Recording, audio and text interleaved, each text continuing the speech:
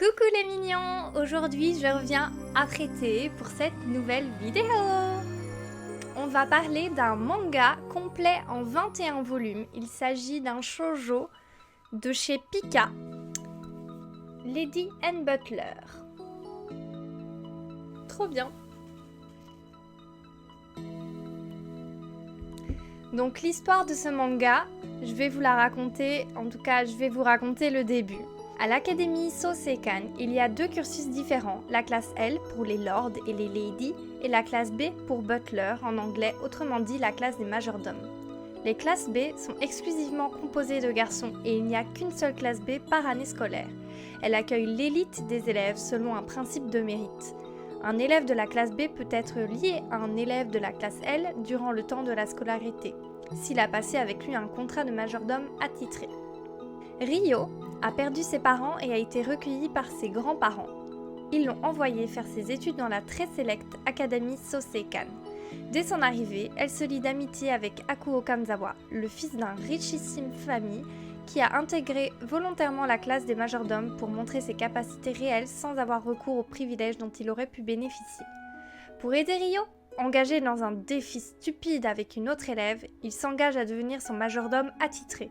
Peu habituée à être traitée comme une princesse, Ryo comprend qu'elle n'a pas le choix et qu'elle doit suivre les directives de Akuo pour devenir une lady. Préparation d'un examen de remise à niveau, leçon de valse, que lui réserve la suite de cet apprentissage difficile. Alors la raison pour laquelle je vous conseille ce manga, c'est d'abord parce qu'il est complet et parce que sa longueur est plutôt agréable, je trouve. Je trouve qu'un manga, quand il est entre 20 et 30 tomes, c'est une chouette longueur parce que c'est ni trop long ni trop court. On a le temps de s'attacher au personnage, de voir l'intrigue se développer et en même temps, c'est pas trop long dans le sens où on patauge dans la semoule comme avec Kimi ni Todoke, Sawako où ça n'avance pas. Ici, en plus, Ryo Imura, c'est la protagoniste principale. Elle est adorable, elle est optimiste, elle est mignonne et je la trouve vraiment trop chouette. Akuo Kanzawa, il est lui aussi très chouette. Donc on a un petit peu le stéréotype habituel dans les romances avec un riche, une pauvre. Mais d'un autre côté, leurs caractères sont vraiment choux. C'est-à-dire que Kanzawa ne va pas être un gars hautain, il va pas passer par le bad side avant de s'attacher à la fille. Et la fille ne va pas le détester ou ne va pas tomber sous son charme dès le premier coup d'œil. Donc du coup, c'est déjà sympathique comme début.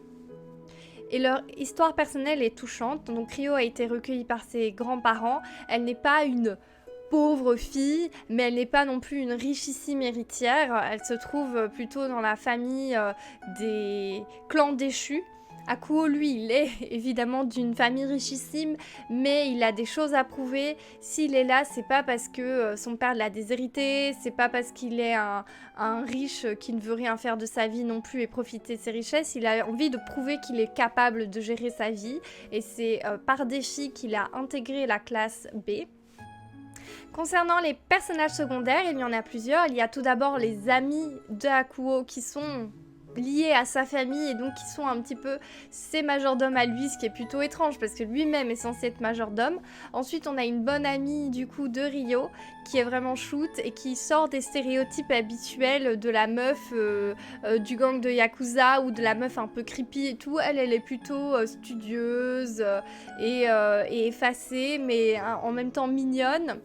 On aura durant l'histoire des événements qui vont se produire, qui vont mettre du piment. Bon, déjà la relation entre les personnages principaux avec leurs amis, mais également les événements extérieurs qui vont se produire, les familles qui vont s'impliquer, l'histoire des parents de Ryo qui va faire écho à la leur.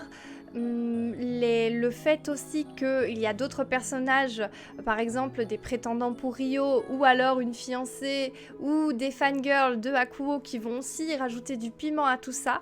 Donc pour toutes ces raisons, et parce que je trouve que l'histoire était vraiment agréable, les dessins étaient beaux et j'ai aimé son développement, je vous conseille ce manga.